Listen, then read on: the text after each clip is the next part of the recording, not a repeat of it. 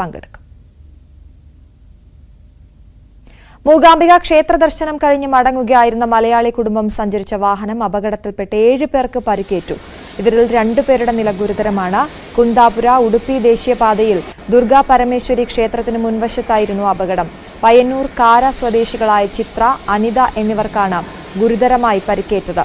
ഇവർ സഞ്ചരിച്ച ഇന്നോവ കാറിൽ മീൻ ലോറി ഇടിക്കുകയായിരുന്നു.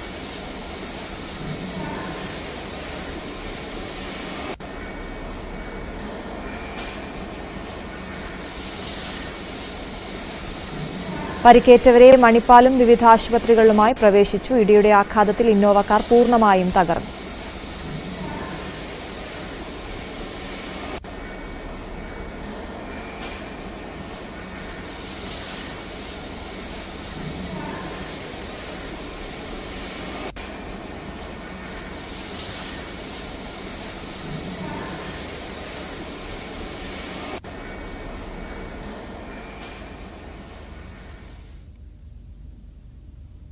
ഇനി നമ്മുടെ സ്പെഷ്യൽ ഡേ സെഗ്മെന്റിലേക്ക് കടക്കുകയാണ്. ഇന്ന് സ്പെഷ്യൽ ഡേ ആയിട്ടുള്ള എല്ലാവർക്കും ആശംസകൾ